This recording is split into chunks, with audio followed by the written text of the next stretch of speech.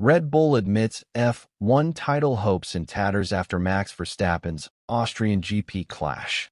Red Bull has conceded that fighting for the Formula One world title in 2025 may be a write-off after Max Verstappen was taken out of the Austrian Grand Prix. Completely there in a Red Bull advisor Helmut Marko has conceded defeat in the Formula One World Championship after Max Verstappen was taken out of the Austrian Grand Prix by Andrea Kimi Antonelli.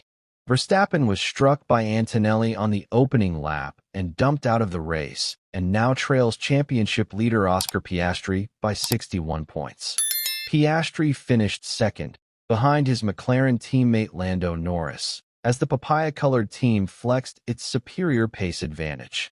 And Marko believes the gap is now too much for Verstappen to make up in the 13 remaining rounds this season, unless Red Bull is able to find a way to catch up.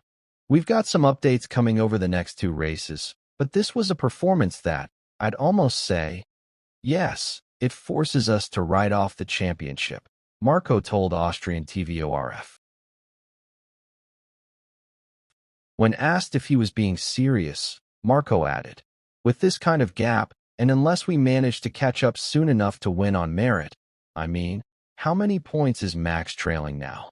Looking at McLaren's performance, they only had a dip in Canada when they needed new parts.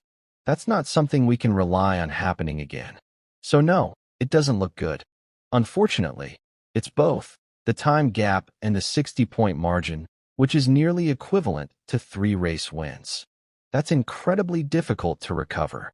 Red Bull boss Christian Horner also admitted the championship had become a 2-horse race. McLaren, you can see how they're racing each other. They've got a cushion to the rest of the field. For us, we just focus one race at a time. We don't even think about championships. We just focus on the next race at Silverstone and what can we achieve there. I still believe that we have strength and depth in this team, and unfortunately, we haven't seen the performance come that we would like. We're at the end of a set of regulations.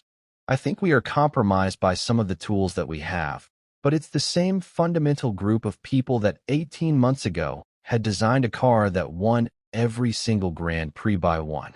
They didn't suddenly just become idiots overnight. So, you have to acknowledge the great job that McLaren is doing, and congratulations to them.